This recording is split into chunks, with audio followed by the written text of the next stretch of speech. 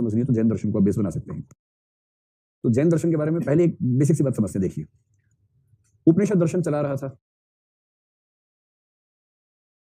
उपनिषद दर्शन के विरोध में कहते हैं, मतलब वैदिक परंपरा के विरोध में कहते हैं कि दो प्रमुख दर्शन शुरू हुए, एक बौद्ध और एक जैन।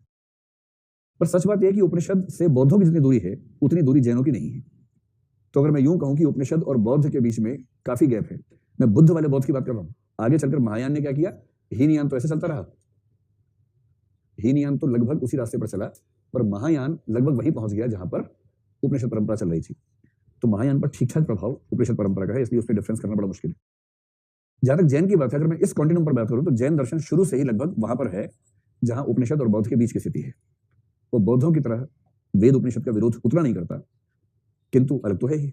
इसलिए कहते हैं कि कुछ लोग मजाक में कहते हैं कि वैदिक दर्शन प्लस बौद्ध दर्शन 2 से भाग कर दीजिए बटा 2, तो जो निकलेगा उसको बोलेंगे जैन दर्शन।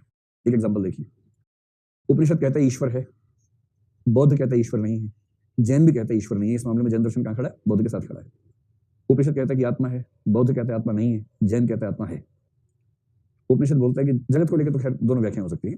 तो आत्मा के मामले में जैन दर्शन उपनिषद के नजदीक है और ईश्वर के मामले में बौद्ध दर्शन के नजदीक है, इसलिए कहते हैं कि दोनों के बीच की स्थिति में जैन दर्शन रहता है। जैनों की जो ज्ञान मीमांसा, तत्व मीमांसा, नीति मीमांसा है, तीनों का एक एक सिद्धांत आ सकता है परीक्षा में, और एक प्रश्न जो आया है संयोग से वो ज्ञान मीमांसा से ही आया है, क्योंकि इनकी ज्ञान मीमांसा और तत्व मीमांसा का बहुत गहरा लिंक है नीति मीमांसा से, और जहां लिंक गहरा हो वहां इस तरह का खतरा रहता है कि चीजें आपस में जुड़ सकती हैं। इसको तत्व मीमांसा लिखेंगे, फिर वो शब्द लिखेंगे निकांतवाद। पहले लिखिए तत्व मीमांसा। और तीसरी मीमांसा कौन सी होती है,